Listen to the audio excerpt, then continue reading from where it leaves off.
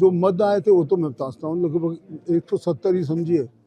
और बहुत से मद कोई सैनिक वो भी थे जिन पर कुछ काम नहीं हुआ, उनको दोबारा भी लाना पड़ता है। और जो ये जिला शिकायत निवारण समिति है, ये बड़े पुराने अनुभवी लोग, कार्यकर्ता, हमारे जो बेचारे रिटायर्ड लोग हुए उनमें से बनी होती है, जिनको समस्याओं का ज्ञान होता है और बड़ी अच्छी इनपुट मिलती है इन लोगों से कि भाई वास्तव में क्या समस्या है, वास्तव में किस प्रकार की प्रॉब्लम्स हैं जिनका निवारण करना चाहिए।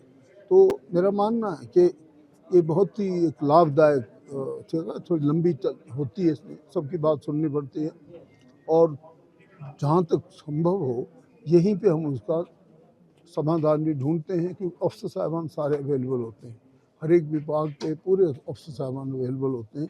तो वो जो चीज़ यहाँ पे सुलझ जाए और जिसका हल मिल जाए, कई ऐसी होती है जैसे कोई ऑब्जर्वेशन लगी, फॉरेस्ट की लगी या का, वो थोड़ी आगे को चली जाती है, तो इसलिए उन पर भी हम संज्ञान देते हैं ताकि लोगों की सुविधाएं उनको मिल जाए। It's a very important meeting I पर। देखिए, ये जो HRTC की सबसे बड़ी बात तो ये है कि हम कुछ नई बसों को भी वेट कर रहे हैं, तो जो कुछ लोगों के नई रूट चले या नई किसी वजह से हुआ, उन पे भी सुझाया गया। यू आर राइट कि ये इम्पोर्टेंट विषय है हमारा।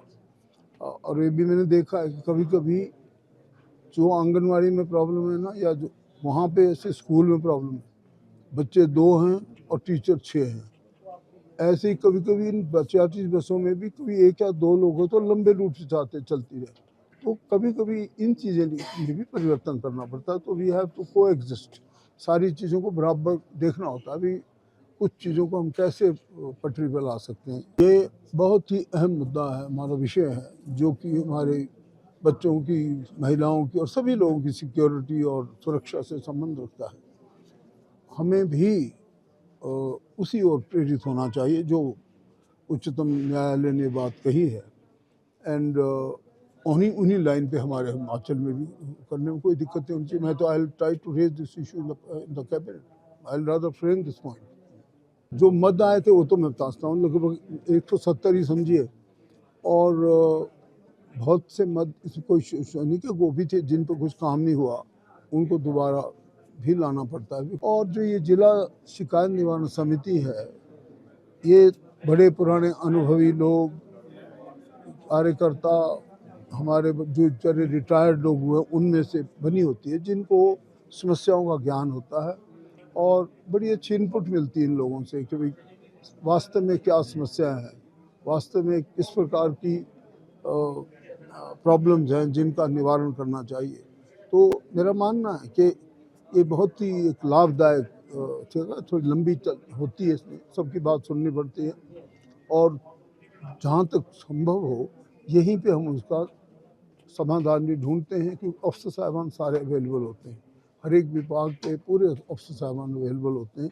तो वो जो चीज़ यहाँ पे सुलझ जाए और जिसका हल मिल जाए, कई ऐसी होती है जैसे कोई ऑब्जर्वेशन लगी, फॉरेस्ट की लगी या का, वो थोड़ी आगे को चली जाती है, तो इसलिए उन पर भी हम संज्ञान देते हैं ताकि लोगों की सुविधाएं उनको मिल जाए। It's a very important meeting I पर। देखिए, ये जो HRTC की सबसे बड़ी बात तो ये है कि हम कुछ नई बसों को भी वेट कर रहे हैं, तो जो कुछ लोगों के नई रूट चले या नई किसी वजह से हुआ, उन पे भी सुझाया गया। यू आर राइट कि ये इम्पोर्टेंट विषय है हमारा। और ये भी मैंने देखा है कि कभी कभी जो आंगनवाड़ी में प्रॉब्लम है ना, या जो वहाँ पे ऐसे स्कूल में प्रॉब्लम है, बच्चे 2 हैं और टीचर 6 हैं, ऐसे ही कभी कभी इन 50 बसों में भी कोई 1 या 2 लोग हो तो लंबे रूट से चलती रहे, तो कभी कभी इन चीज़ें में भी परिवर्तन करना पड़ता है। तो वी हैव टू को एग्जिस्ट, सारी चीज़ों को बराबर देखना होता है। अभी कुछ चीज़ों को हम कैसे पटरी पर ला सकते हैं, ये बहुत ही अहम मुद्दा है, हमारा विषय है, जो कि हमारे बच्चों की, महिलाओं की और सभी लोगों की सिक्योरिटी और सुरक्षा से संबंध रखता है। हमें भी उसी ओर प्रेरित होना चाहिए जो उच्चतम न्यायालय ने बात कही है। एंड उन्हीं लाइन पे हमारे हिमाचल में भी करने में कोई दिक्कत नहीं होनी चाहिए। मैं तो I will try to raise this issue in the cabinet, I'll rather frame this point.